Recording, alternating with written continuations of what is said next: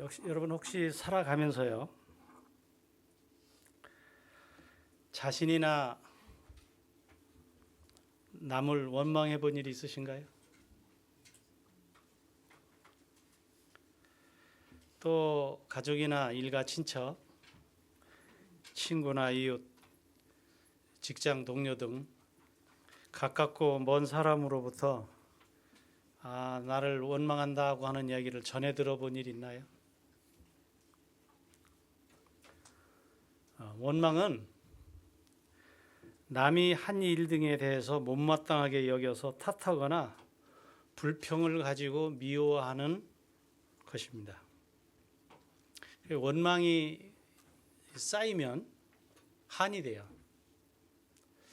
근데 좀 마음이 부담스러운 것 중에 하나는, 이렇게 해서 나이가 들면, 인생을 많이 살면, 그리고 성경도 오랜 세월 보고 교회도 출석한 시간이 오래 지나면 이런 거하고는 상관이 없어야 되는데, 오히려 나이 든 분들하고 이렇게 얘기를, 그것도 아주 이제 격이 없이 친밀해져 가지고 얘기를 할 때 보면 사람들마다 뭔가가 쌓여 있어요. 뭉쳐 있는 게 있는데 누구에겐가를 향한 원망. 그 원망이 너무너무 많이 쌓여 가지고 한이 된 것들을 이렇게 보게 돼요. 사람이 사는 곳은 시대와 지역을 불문하고 원망과 한이 있어요. 개역 성경을 봤더니 원망이라는 단어가 40번 나오더라고요. 근데 원망이라는 말이 그런데 제일 집중적으로 있는 데가 어디냐면 출애굽기 민수기예요. 출애굽기 민수기에 절반이 나와요. 그러니까 그 애굽에서 구원받아 가지고 가나안 땅을 가는 이스라엘 백성들의 이야기는 구원받은 우리가 하늘까지 가는 과정을 축소해 오는 거나 똑같아요.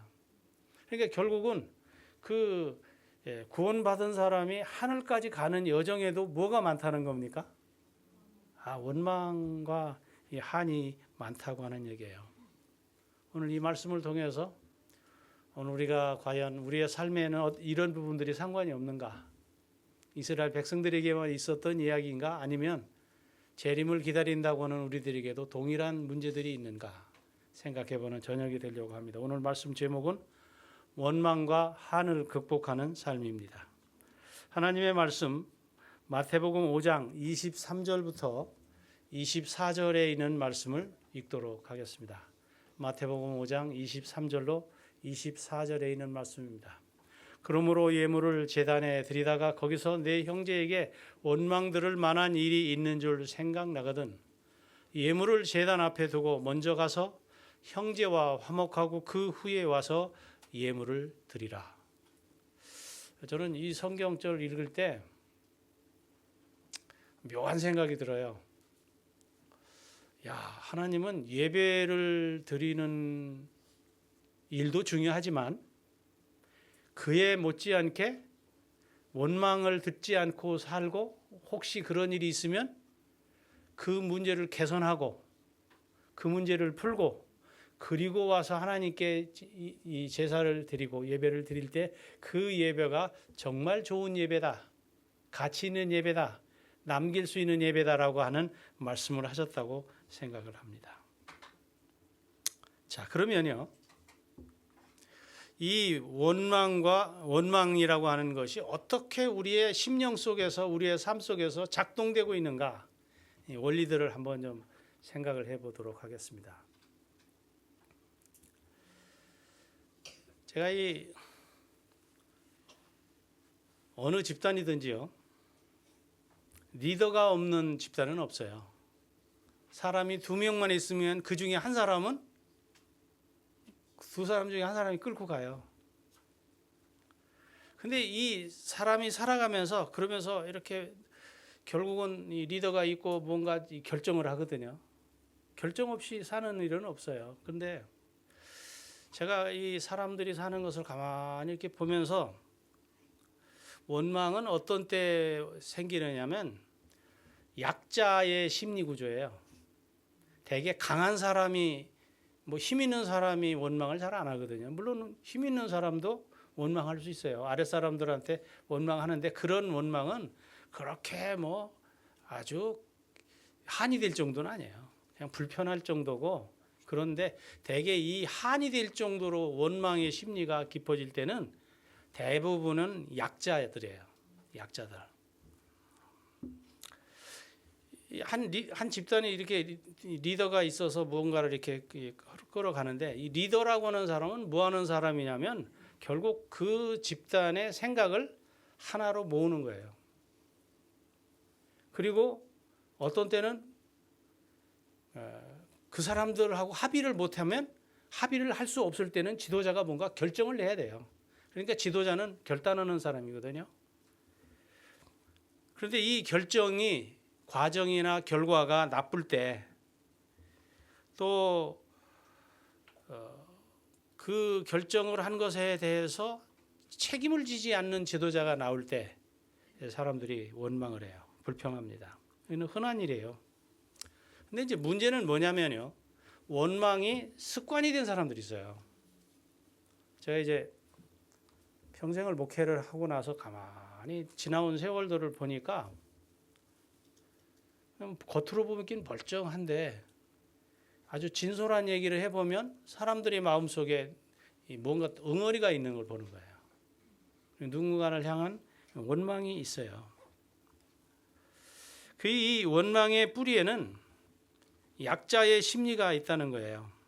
근데 특징 중에 하나는 뭐냐면, 그런 사람들이 이렇게 가만히 관찰해 본 특징이 이런 거예요. 무슨 문제를 결정해야 될 때 입을 잘 안 열어요. 자기 의견을 얘기를 안 해.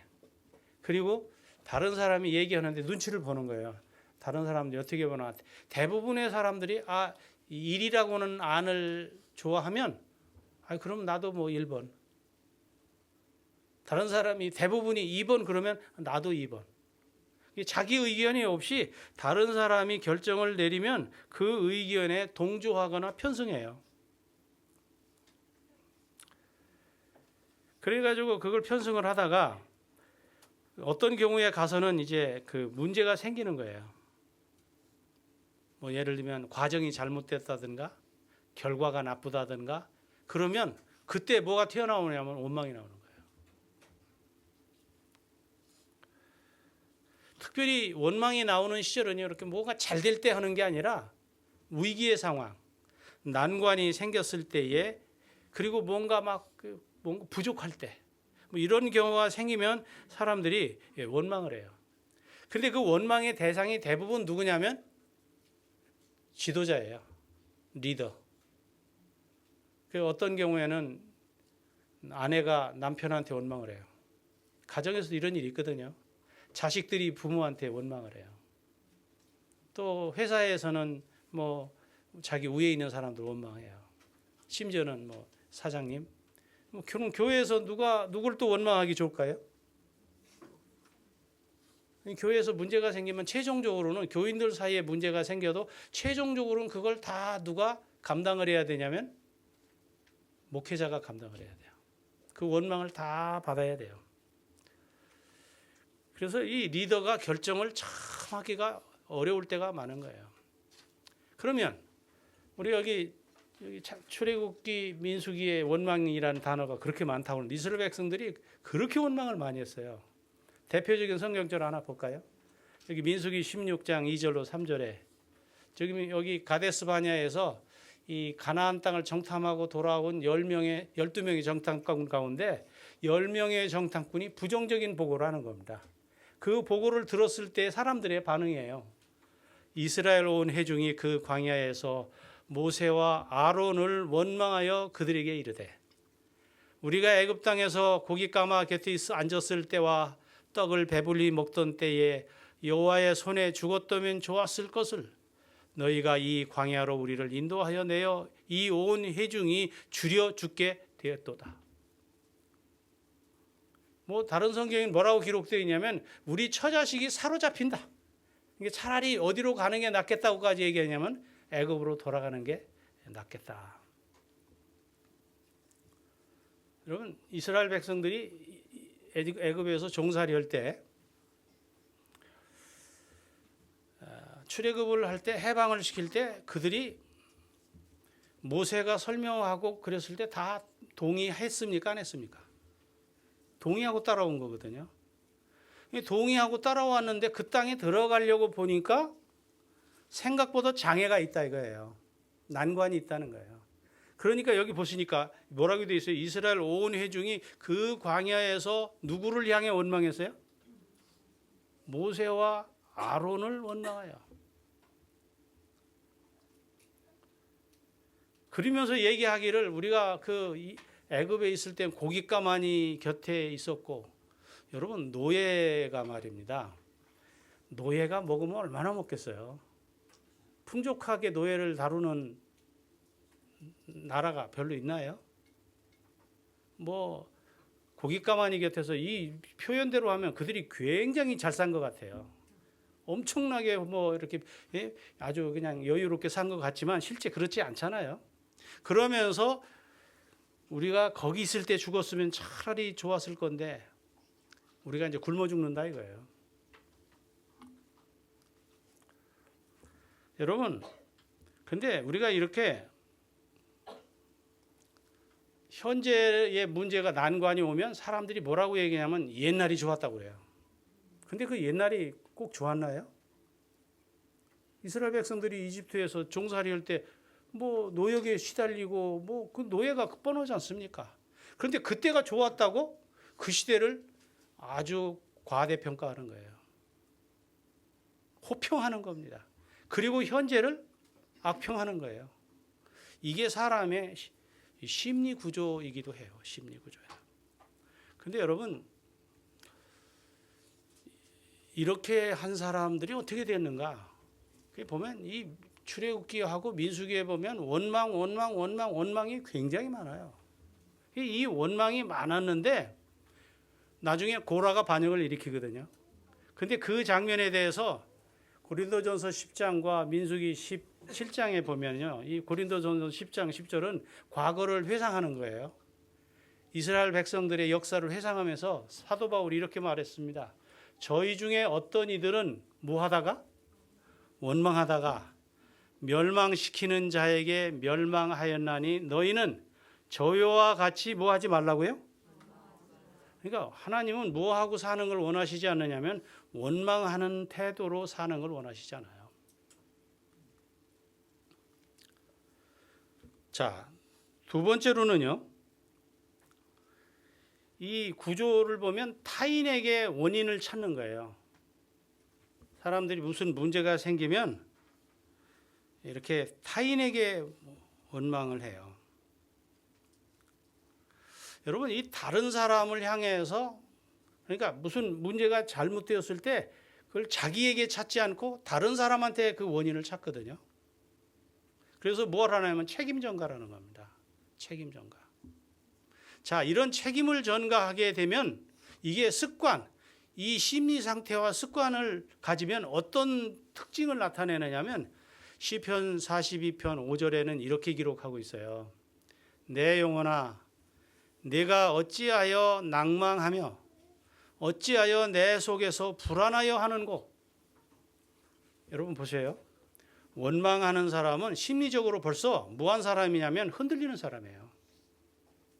자신감이 없는 사람이에요. 그래서 다른 사람한테 전가하는 겁니다. 그러면서 뭐 했느냐면 이미 그 사람의 마음의 상태는 절망하고 있는 겁니다. 낭망하는 거예요. 그래서 우리가 살면서요, 내가 습관적으로 뭔가에 잘 실망하는 사람인가를 한번 검토를 해봐야 돼요. 똑같은 조건에도 여러분 실망을 잘하는 사람이 무슨 일을 꾸준하게 할 수 있겠어요? 어떤 목표가 정해졌을 때 난관이 많아요.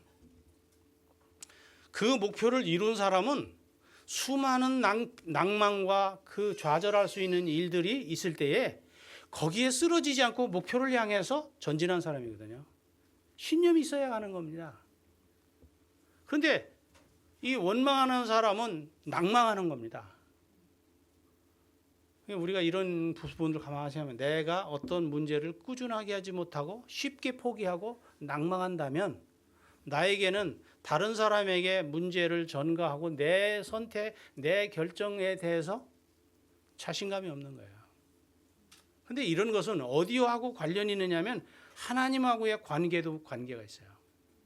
하나님이 나를 책임져 주신다. 나를 구원하시고 내 인생을 인도하시고 책임져 주시고 보호해 주신다. 이런 확신이 있을 때에 중간에 어떤 여러 난관이 있을 때 좌절하지 않는 겁니다. 쉽게 낭망하지 않아요. 그러니까 이 낭망하는 사람이 불안한 건 당연하지 않겠습니까? 그래서 여기 보니까 이 타인에게 원인을 찾는 사람은 낭망하는 사람이요. 어찌하여 내 속에서 불안하여 하는가? 우리가 이 부분들을 좀 생각을 해보면서 나를 한번 점검해 볼 필요가 있는 겁니다. 세 번째로는요, 이런 원인이에요. 여러분, 옆에요, 원망하는 사람이 있으면 지쳐요. 제가 이제 이렇게 목회 현장에서 보면 가끔 보면 교인들, 이 부부 간에도 굉장히 어려워하는 분들이 있어요. 왜 저렇게 어려워할까 이렇게 보면 특별히 남자들을 제가 상담을 해보면 아내가 쉬지 않고 불평하고 무슨 했던 일에 대해서 원망을 하는 얘기를 많이 듣는 남자는요 지쳐요. 그리고 무슨 생각을 하냐면 나를 편안하게 해주는 사람한테 가고 싶은 충동이 자꾸 생겨요. 다시 말하면 그 사람이 너무 피곤한 거예요. 지치게 하는 거예요. 그러니까 멀리 떨어지고 싶은 겁니다. 제가 교인들이 아닌 분들도 밖에서 이렇게 상담을 해보면 지치는 남자들의 특징이 뭐냐면 누군가로부터 원망을 많이 듣는 거예요. 그 사람이 능력이 있고 없고를 떠나서 원망을 많이 듣는 사람은 지쳐요. 그 다음에 짜증나게 하는 겁니다. 그런 사람이 계속해서 여러분 옆에 주변 누군가가 불평해 보세요. 짜증이 막 나는 거예요. 심지어는 뭐가 안 되냐면 그 사람하고만 있으면 감정 조절이 안 돼요. 누구도 조절이 안 되느냐면 하나님의 특별한 정도 조절이 안 돼. 감정 조절이. 제가 성경에서 그걸 찾았어요. 민수기 20장 11절에 보니까요. 그 모세가 물이 없어 백성들이 막 불평하고 그러는데 반석을 쳐서 물을 내거든요. 그 반석을 치는데 몇 번 쳐요? 2번 치거든요. 근데 그 반석은 누구를 상징한 거예요? 예수님을 상징한 거였거든요. 그래서 예수님이 십자가에 달려 돌아가실 때 그 로마 병정의 그 창에 옆구리를 찔리잖아요. 죽었는지 안 죽었는지 확인하는 일을 하잖아요. 그때 이게 물과 피가 쏟아졌다고 그랬잖아요. 그 쏟아진 물이 반석에 쏟아진 물을 상징하는 거거든요. 예수님을 상징하는 데 그러면 예수님을 몇 번 죽인 것이 돼버려요? 2번. 이 예수님이 인간의 죄를 위해서 돌아가시는 것은 단번에 돌아가시는 거예요. 상당히 중요한 의미가 있는 건데 그것을 상징하는 일을 모세가 지금 해야 되는데 모세가 감정 조절이 안 된 거예요. 뭐 때문에? 백성들이 너무 원망을 하니까 아주 원망을 듣고 하면서 진절머리가 나는 거예요. 염증이 나는 거예요. 지치고 피곤해지는 거예요. 짜증나는 거예요. 감정 조절이 안 되면 사람이 정서가 안정이 안 될 때는 비정상적인 행동을 하게 되는 거예요. 그래서 반석을 2번 쳤어요. 그 일 때문에 모세는 예수님의 사역을 잘못 표현한 죄 때문에 가나안 땅을 들어가지 못했어요. 그 위대한 선지자가 감정 조절이 안 돼서 하늘을 못 가게 된 거예요. 그 다음에 자꾸 원망을 하면 화가 나요. 여러분 혹시 원망 자주 들어보시면 화납니다. 근데 이 화가 누구도 나느냐면요. 여기 민수기 11장 1절에 보니까 이렇게 돼 있어요. 백성이 여호와의 들으시기에 악한 말로 원망하매 여호와께서 들으시고 무하사 진노하사 여호와의 불로 그들 중에 붙여서 진 끝을 사르게 하시매. 여기 보니까 하나님도 뭐가 나느냐면 너무 원망하는 백성들 때문에 화가 나는 거예요. 여러분, 하나님도 원망을 들으면 화가 나는데 사람이 화가 안 나겠습니까? 하나님은 노하기를 더디하시고 자비로우시고 은혜로우신 분인데도 불구하고 원망을 많이 하면 화가 나는 겁니다. 민수기 14장 27절에 나를 원망하는 이 악한 회중을 내가 어느 때까지 참으랴? 이스라엘 자손이 나를 향하여 원망하는 바 그 원망하는 말을 내가 들어노라. 지금 하나님 말씀이에요. 하나님도 뭐 하기가 어렵냐? 여기 보니까 어느 때까지 참으랴? 뭐 하기 어렵다는 겁니까? 참기 어렵다는 거예요. 그럼 우리가 의외로 원망하는 말을 쉽게 해요. 이건 굉장히 인간관계에 심각한 문제입니다. 하나님하고 관계도 문제가 되지만 인간관계 속에도 문제가 되는 거예요. 그래서 제가 어떤 사람은 원망하는데 가만히 제가 보다가 원망을 하지 않게 했어요. 한 번은 제가 어느 곳에서 집회를 하는데 한 300명 정도 놓고 집회를 열흘짜리를 하고 있는데 제 집회에 목사님 사모님들이 들어왔어요. 거기는 목사님 사모님들이 오는 자리가 아니거든요. 근데 왔어요. 하루 종일 제가 아침부터 저녁까지 하루에 5번을 강의를 해요. 저녁에 마지막 시간을 마치고 이제 잠자리에 들으려고 하는데 제 방을 똑똑 두드리는 거예요. 들으셨는데 사모님이 8분이 오셨어요. 8분이. 굉장히 피곤하지만 어떡하겠어요. 제가 웃는 얼굴로. 이제 후배들의 아내니까 무슨 웬일이냐고 그랬더니 들어가도 되냐고 들어오시라고. 근데 이 얘기의 핵심은 뭐냐면 우리 졸업여행 왔다는 거예요. 깜짝 놀랐어요. 졸업여행이란 무슨 졸업이요? 그랬더니 저희가 목회를 그만두려고 합니다. 그래서 제가 깜짝 놀라가지고 잠이 확 달아나더라고요. 그럼 목사님하고 합의했느냐? 그랬더니 합의했대요. 근데 왜 그러면 사모님들은 지금 목회를 그만두고 싶은 겁니까? 예, 목사님이 그만두고 싶은 겁니까? 그랬더니 공통점이 뭐냐? 목사님들이 다 그만두고 싶대. 사모님은 하고 싶다는 거예요. 근데 아무리 해도 합의가 안 돼서 결국 그만두기로 하고 마지막 졸업 집회로 온 거라는 거예요. 제가 가만히 들으면서 순간적으로 여기엔 심각한 문제가 있다. 그래서 제가 쭉 얘기를 해보면서 결론이 뭐냐면 이분들이 목사님이 목회하는데 늘 불평을 했구나. 그리고 목사님 탓을 하는 거예요. 이것도 못하고 저것도 못하고 원망을 한 거예요. 그런 정도가 되면요. 목회자는 그러지 않아도 부담이 너무 많거든요. 근데 그걸 누구는 모르냐면요. 아내도 모를 수 있어요. 제가 목회를 해보니까 우리 어머니, 우리 형제들이 그렇게 신실해도 아들, 동생이 목회를 하는데 그 목회가 무엇인지를 이해를 잘 못해요.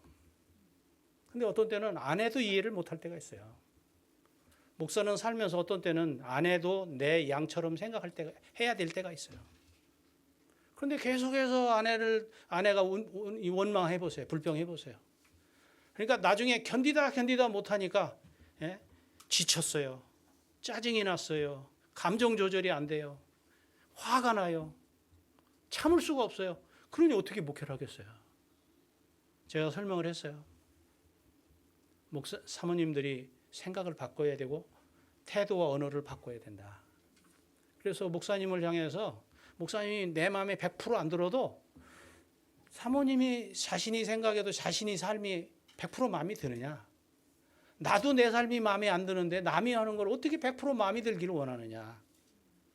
그러지 않아도 부담스럽고 어려운 일을 인간이 거룩한 일을 하려니 얼마나 어려우냐? 그런데 그걸 이해하고 도와줘야지 그렇게 하면 어떻게 그 일을 감당할 수 있겠느냐? 사모님에게 키가 달려있다 설명을 했어요. 얼마 있다가 7분이 저한테 연락이 왔어요. 목사님 말씀대로 제가 언어를 바꾸고 태도를 바꿨습니다. 그리고 남편을 격려하고 동참했습니다.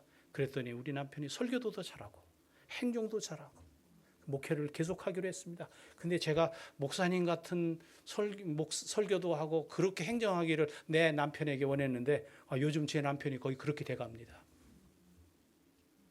근데 한 사람은 결국 회복을 못했어요.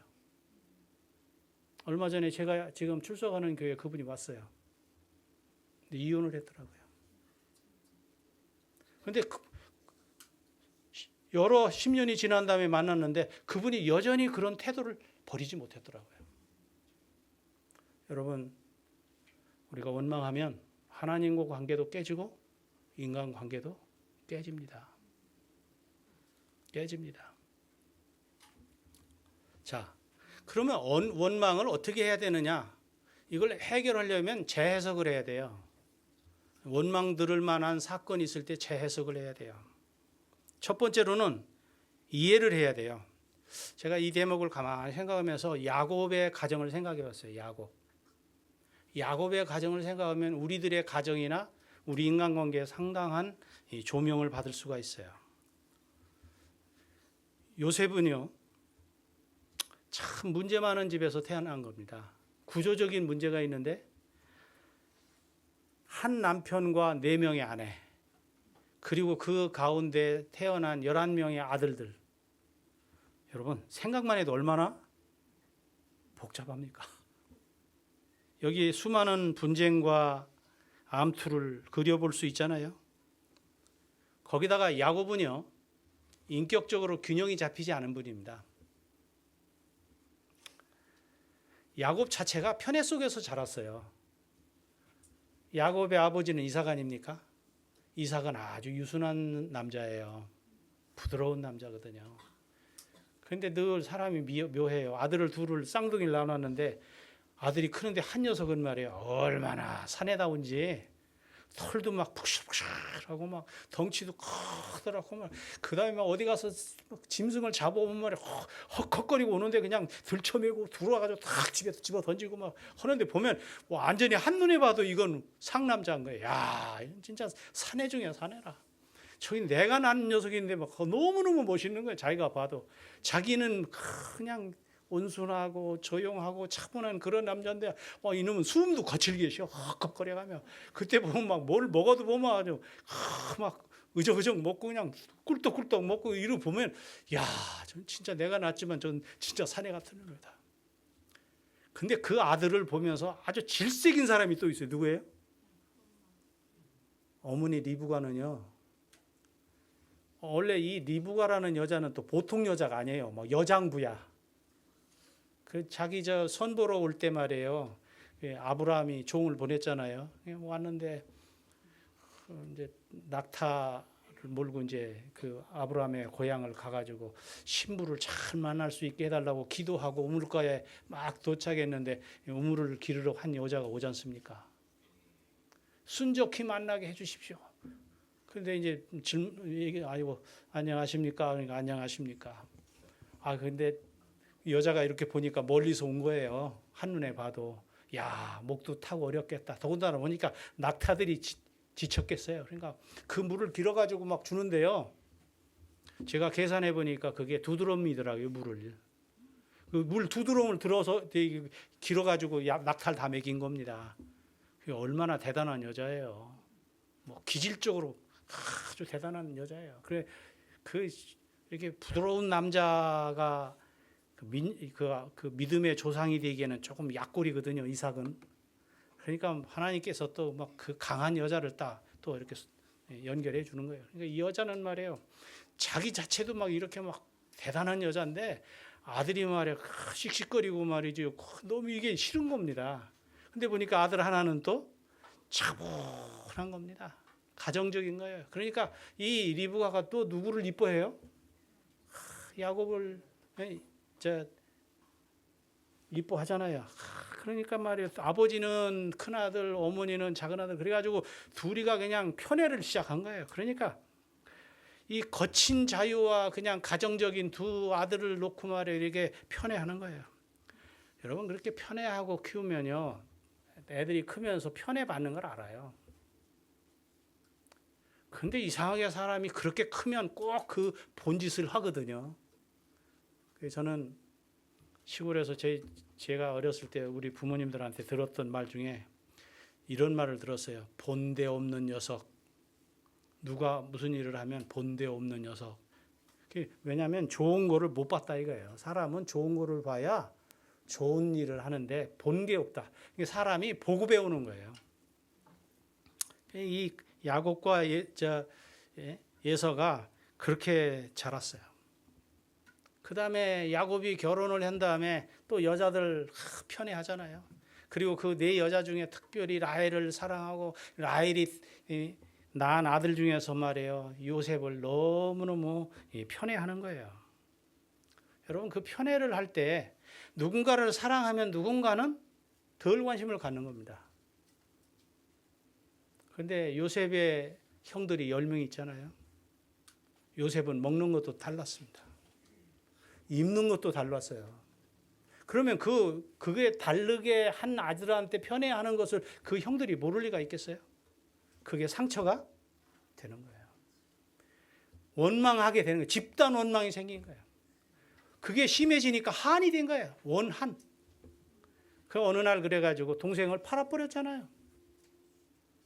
여러분 우리가 애들 키울 때도 하나 이렇게 아이 하나 나가지고 잘 키우다가 적은 애 나서 막 작은 애한테 갑자기 관심이 탁 비우려지면 큰 애가 뭐라고까지 하는 애가 있어요? 엄마 쟤 보내버려 어디로 보냈으면 좋겠어요. 그런 애도 있어요. 그 부모가 뭔가 잘못 보여준 거예요. 그래서 결국은 팔아버린 거예요. 팔려서 간 야곱은 얼마나 요셉은 얼마나 마음에 원망이 생겼을까요?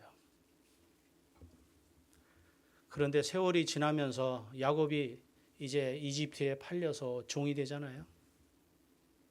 감옥에도 들어가잖아요. 인생의 산전수전을 다 겪으면서 야곱이 자기 고향집을 생각하고 부모를 생각하고 형제를 생각하면서 한 가지 이해가 생기기 시작한 거예요. 아, 우리 형들이 우리 아버지가 편애함으로 인해서 상처가 됐겠다. 상처가 됐겠다. 그리고 내가 이렇게 특별한 음식 먹고 내가 뭐 이렇게 채색 옷을 입을 때 우리 형들이 내 옷을만 보면 분노가 무지갯빛으로 나왔겠다. 이해를 하기 시작하네요. 가만히 생각을 해보니까 이해가 되니까 형들도 한편으로는 측은한 거예요. 아, 형들도 참 어려운 세월을 살았겠구나. 여러분 우리가 이 문제를 해결하려고 하면 상대를 이해해야 돼요. 더군다나 또 철딱서니가 없어가지고 어느 날 형들 도우러 가라고 했더니 거기 가서 보고 형들이 잘못하는 거 와가지고 또 고자질했잖아요. 그 고자질하니까 그러지 않아도 덜 사랑받던 형들이 말이에요. 보니까 그거 본 녀석은 하나밖에 없잖아요. 그 녀석이 와서 얘기 안 했으면 있을 수 없는 질책인 거예요. 그 질책을 받으면서 이 요셉을 향해서 얼마나 원망이 또 있었겠어요. 진짜 맺히는 겁니다. 한이 되는 거예요. 근데 여러분 우리가 원망하는 사람들을 가만히 보면서 먼저는 그 상황을 이해를 해야 돼요. 아, 이 사람이 이렇게 될 수밖에 없었겠다. 어떤 때 우리 살다 보면요, 탁월한 사람들이 있고 둔한 사람이 있어요. 근데 이 탁월한 사람들은요, 이 미숙한 사람을 이해를 못해요.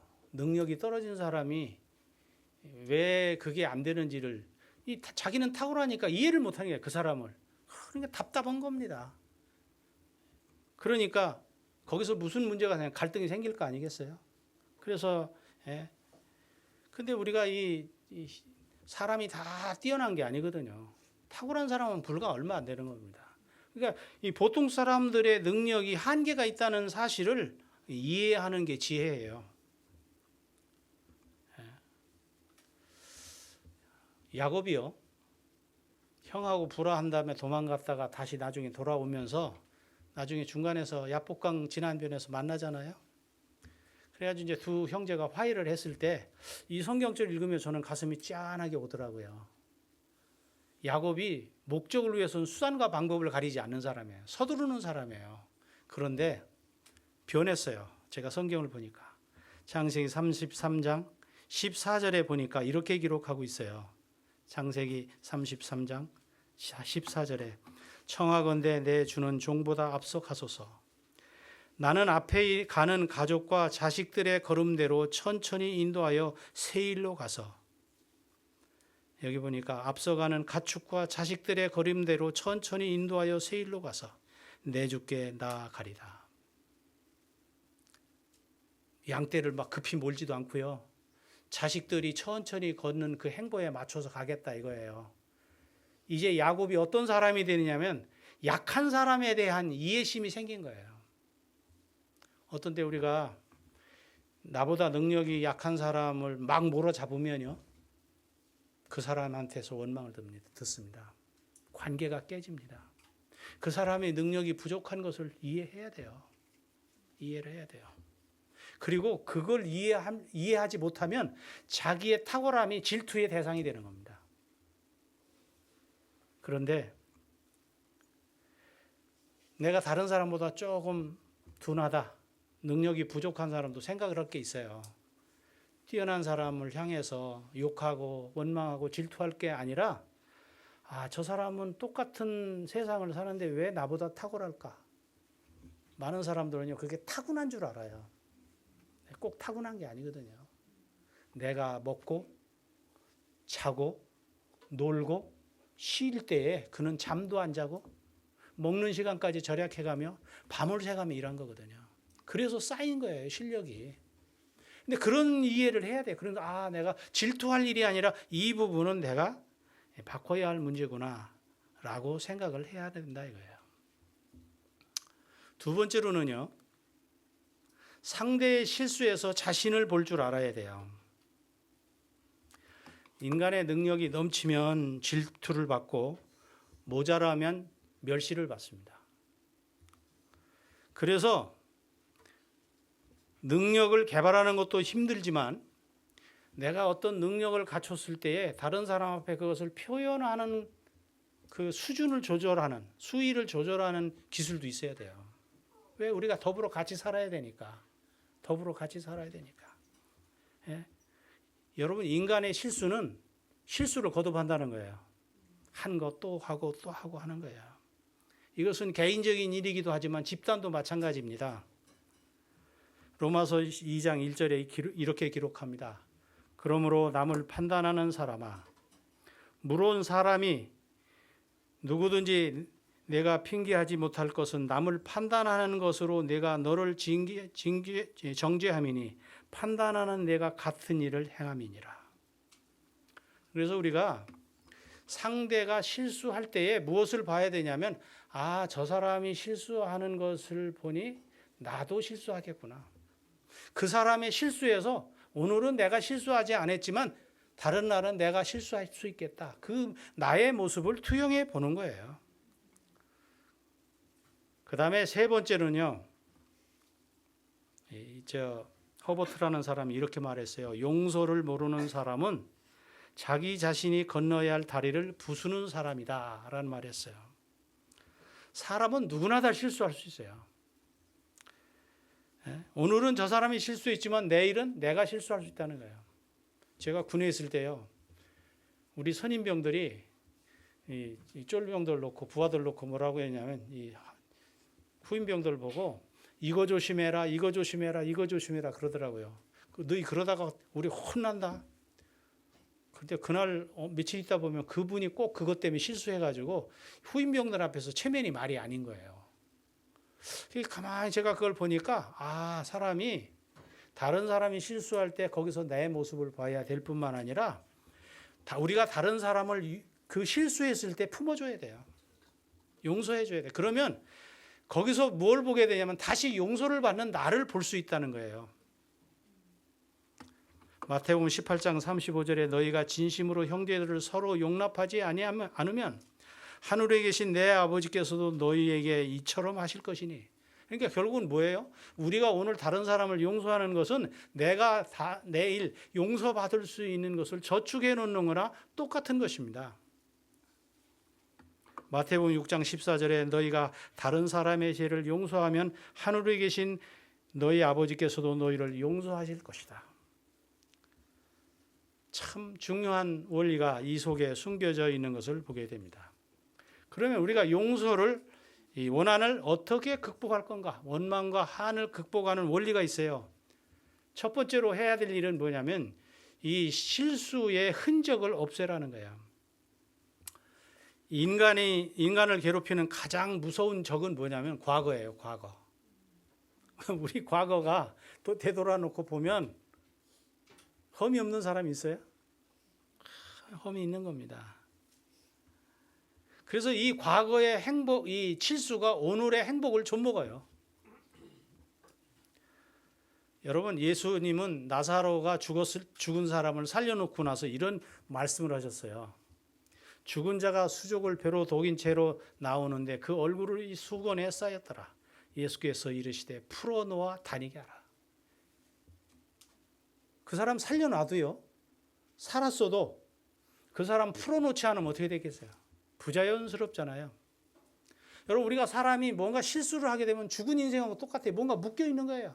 우리는 얽매는 게 많은 겁니다. 그런데 그것을 우리가 이 용서를 했을 때에 어떻게 해줘야 되냐면 완전히 풀어서 자유를 줘야 돼요. 그렇게 하기 위해서는 뭘 해야 되냐면 실수의 흔적조차 없애야 돼요. 실수의 흔적조차 없애야 돼요. 우리가 이게 뭔가 기억을 해야 될 것들이 있잖아요. 근데 대부분 사람들이요, 묘해요. 우리 속담에 이런 말이 있어요. 은혜는 흐르는 물에 새기고 원한은 돌에 새긴다. 사람이 자기가 받은 은혜는 빨리 잃어버려요. 그런데 한 번 섭섭했던 거는 돌에 새기는 겁니다. 이 기억을 지우는 연습을 해야 돼요. 제가 어느 날 성경을 보면서요, 너무 감사한 말을 본 거예요. 에스겔서 33장 16절에 그가 본래 범한 모든 죄가 기억되지 아니하리니. 하나님은요, 오늘 우리의 죄를 무하기를 원하지 않느냐면 기억되지 않기를 바라셔요. 제가 기억력이 좀 좋아요. 근데 기억력이 얼마나 좋으냐면 이렇게 보니까 제가 어렸을 때 우리 학급에 있었던 아이들을요, 30년 만에 만나는데 가만히 생각하니까 너무 만난 시간이 오래돼가지고 다 잊어버렸더라고요.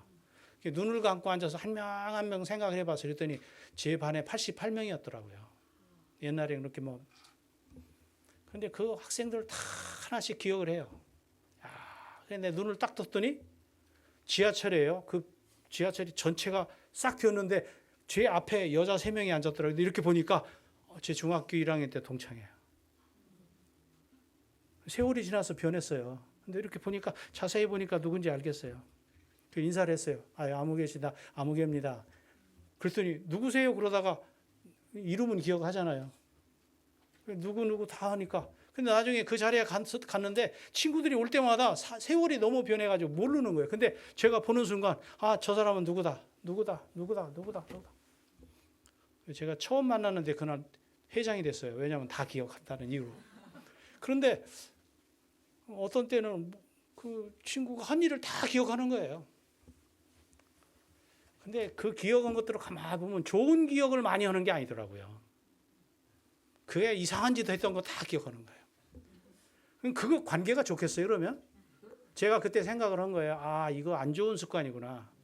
그래서 그날부터 제가 뭘 연습을 했냐면 안 좋은 기억을 잃어버리는 연습을 하려고. 근데 그게 되느냐고요. 기억력이 그 나쁜 거 다 기억하고 있는데 그게 머릿속이 편안하겠어요? 그래서 그 다음부터 잊어버리는 연습을 했어요. 제가 잊어버리는 연습을 했는데 요즘에는 어떤 현상까지 오느냐면 저한테 못된 일을 한 사람들 심지어는 뭐까지 잊어버리냐면 이름까지 잊어버려. 연습하니까 되더라고요. 근데 하나님은 우리에게 있는 나쁜 기억들, 특별히 우리가 죄 졌던 것, 회개한 것들을 다 잊어버리시기를 원하시는 분이에요. 그러므로 오늘 우리가 마음에 한이 되는 것, 원망할 만한 이런 일들을 잊기 위해서 노력하는 우리 가족들도 됐으면 참 좋겠다고 생각해요. 그 다음에 이 용서의 기술을 익혀야 돼요. 제가 그저께 머리를 깎았어요. 머리. 괜찮아요? 네. 머리를 깎는데 요 앞에 그 목욕탕에 거기는 그 이발실에서 머리를 깎아요. 그 자리는 김대성 목사님도 깎고 나도 깎는 자리인데 그 이발사가 우리 두 사람을 다 깎아요. 이제 이발을 하고 이제 머리를 감기 위해서 이제 이 샤워장에 들어가서 머리를 감고 근데 이렇게 보니까 때를 밀고 안마를 받는 사람들이 있더라고요. 제가 이렇게 가만히 관찰을 했어요. 관찰하면서 뭘 느꼈냐면 안마를 받을 때도 기술이 필요하구나. 제가 안마를 몇 사람이 받는 거 이렇게 보니까 안마 받는 게 기술이 필요하더라고요. 어떻게 받아야 되는가?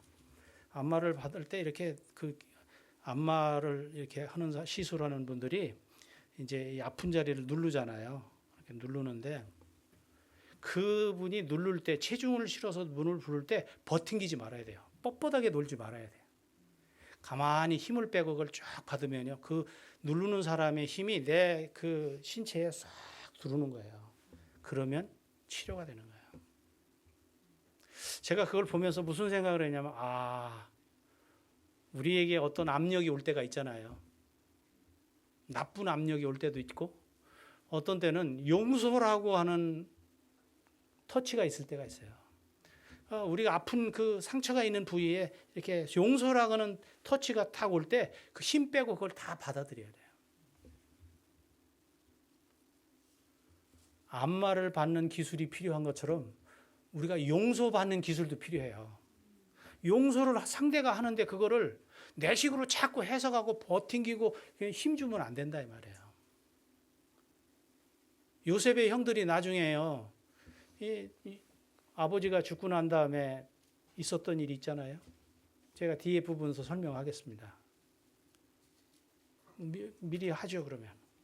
그 아버지가 죽은 다음에 형들이 이제 고민이 생긴 거예요. 아버지가 죽고 나니까 지금까지는 그냥 우리가 좋게 지냈는데 아마 요셉이 원한이 있어가지고 이제 아버지가 돌아가셨으니까 우리한테 위해를 가할 거야.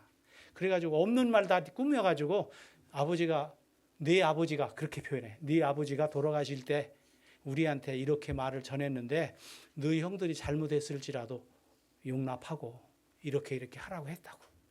그 하지도 않은 유언이거든요. 근데 가짜로 하는. 근데 그 이야기를 듣는 순간에 요셉이 형들이 너무 불쌍한 거예요. 나는 이미 다 용서해놨고 옛날 거 이미 자기는 소화했거든요. 자기는 소화했기 때문에 용서했는데 형들은 아직도 그 용서를 다 받아들이질 못하는 거예요. 우리가 어떤 때 나 잊어버렸다 해도 어떤 사람은 그걸 믿질 않아요. 그러니까 그런 사람은 하나님으로부터 용서받은 경험이 약한 거예요.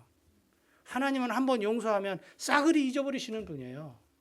싸그리 잊어버리시는 분이에요. 그래서 오늘 우리가 용서를 할 때, 남할 때 어떻게 해야 되냐면 아주 흔쾌하게 용서를 해야 되고 용서를 받을 때도 전폭적으로 받아들이는 그런 태도를 가져야 돼요. 그래야 원한의 문제가 근본적으로 해결이 된다는 거예요. 그래서 이 용서를 받는 기술이 참 필요해요. 가늠하다 현장에서 잡혔던 여인 얘기 있잖아요. 끌려왔어요. 돌로 치려고 해요. 예수님께서 바닥에다 글을 쓰잖아요. 아무개가 몇 월 며칠 날 누구랑 무슨 짓을 했고 그것도 간음이야. 아무개도 나쁜 짓은 그것도 간음이야. 쭉 썼을 거예요. 그러니까 자기께 드러나니까 다 도망갔잖아요. 나도 너를 정죄하던 사람이 어디 가느냐. 다 없어졌죠. 네가 죄 진 건 사실이지만 내가 정죄하지 않겠다. 다시는 그런 일을 하지 말아라. 그런데 그 여자는 그거를 온전히 받아들였어요. 여러분 이게 참 중요해요. 어떤 사람은요 아주 복잡한 사람이 있어요. 용서를 해주면 그걸 용서로 받아들여야 돼요. 흔쾌하게 받아들여요. 그리고 용서를 하는 사람도 그것으로 끝을 내야 돼. 두 번 다시 얘기할 필요가 없는 거예요. 그걸 두 번 얘기하고 세 번 얘기하면 그건 진정한 용서가 아니에요. 용서를 주지도 않았고 받지도 않은 겁니다. 네. 여러분, 그리고 또 이 문제를 해결하는 방법은 긍휼히 여기는 거예요. 여러분, 우리가 원한을 푸는 문제에 있어 이 긍휼히 여기는 거예요. 상대적이라는 말이 있잖아요. 상대적이라고 하는 말은 상대의 행위와 태도가 어떠하냐에 따라서 나도 그렇게 하겠다는 거예요. 그게 상대적인 거예요. 그런데 이 원망과 한을 극복한 사람들은 상대가 어떻게 하든 상관없이 그를 불쌍히 여기는 겁니다. 아버지가 돌아가신 다음에 형들이 왔잖아요. 그것도 직접 온 게 아니라 사람 보내가지고 이런 유언하셨다고 자비를 베풀으라고. 그 이야기를 들으면서 요셉이 울었어요. 너무 가슴이 아픈 거예요. 왜 마음이 아픈가? 요셉은 이미 형들이 아버지의 편애 때문에 받은 고통을 이미 이해했어요. 자신을 종으로 팔고 얼마나 양심의 가책을 받으며 지금까지 살아서 생각하는 게 형들이 너무 불쌍했어요. 아버지가 죽자 위조된 유언장 들고 와가지고 용서해달라, 자비를 베풀어달라고 이야기할 때에 너무너무 형들이 측은한 거예요. 내가 이미 13년 전에 해결해 놓았는데 형들은 아직도 그걸 안고 살고 있구나. 그런 형들이 너무나 불쌍해서 성경은 울었다고 기록하고 있어요.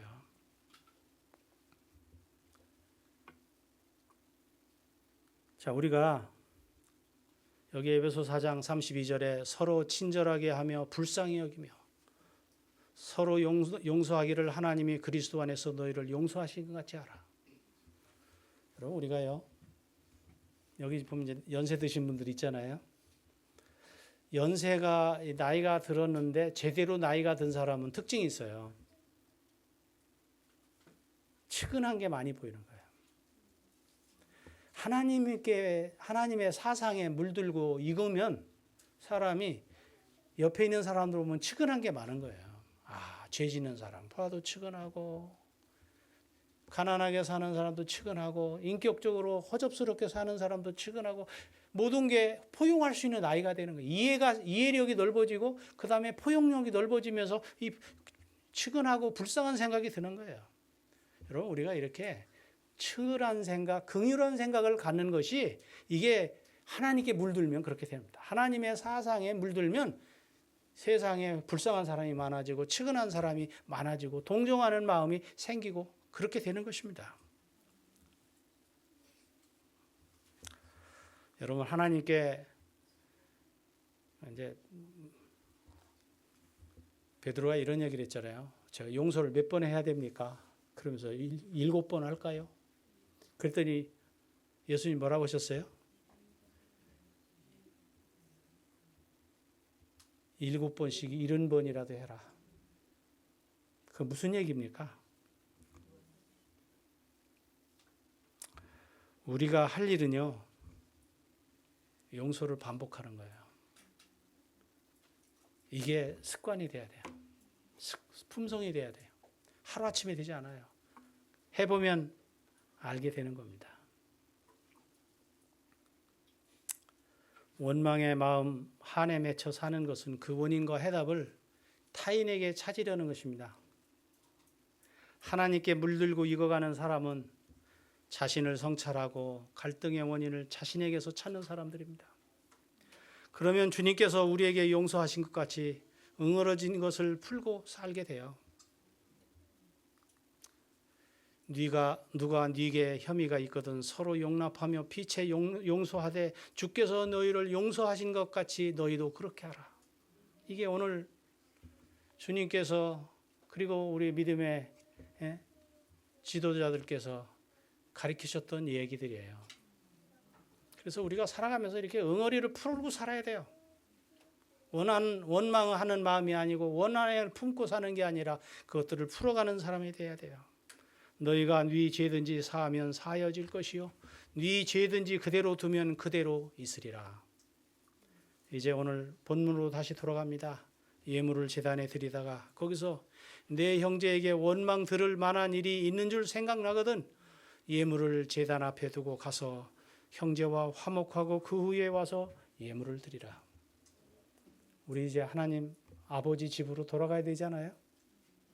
하나님 아버지 집으로 돌아가는 사람은 원망과 한을 극복한 사람들이 되어야 됩니다. 아버지의 나라로 돌아가기 전에 오늘 우리가 원망을 그리고 한을 극복한 삶을 사는 일을 통해서 아버지 앞에 편안하게 돌아가십시다. 아멘.